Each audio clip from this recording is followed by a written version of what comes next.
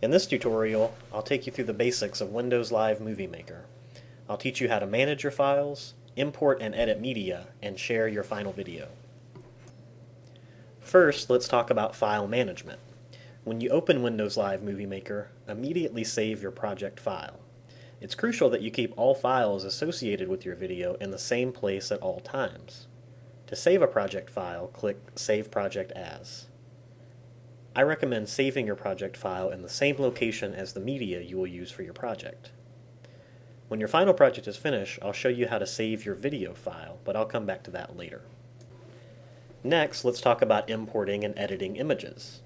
Click Add Videos and Photos, and then choose the folder where your images are saved. You can select one image or several images at a time. Once the images are in your viewer, you can reorganize them however you would like by dragging and dropping. Notice that when you add an image or video, the Video Tools icon appears above. By clicking it, you can change the duration of that image on screen. Also, to add effects, you can click the Visual Effects tab. This tab gives you the option to add several kinds of effects to your images. Also, you can click Animations to add pans and zoom, as well as to add transitions between images.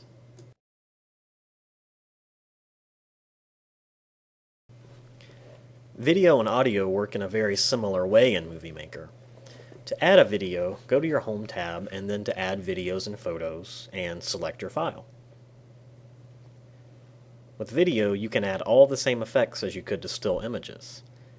However, if you click the Video tab, you'll notice that you can now change the video's volume, add fades, split the video into multiple parts, and use the Trim tool to trim the video. With the Trim tool, you can control when the video starts and ends. So, if the first 15 seconds of this video are not something I want, I can set the video to start at 15 seconds in. To add audio, go back to the Home tab and then click Add Music, which will allow you to select an audio file. Again, this should be in the same place as the rest of your media. Notice that the audio adds an extra layer on top of your video and images, and you can move it around manually. Also, a Music Tools icon appears above. By clicking it, I can do many of the same things as with video, such as changing the volume, adding fades, splitting the audio into multiple parts, and controlling starting and ending points for the audio file. Adding titles, captions, and credits is probably your easiest task in Movie Maker.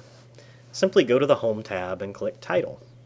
At this point, notice that your interface is basically the same as Microsoft Word. We can type in text, we can change fonts, and we can even change our background color.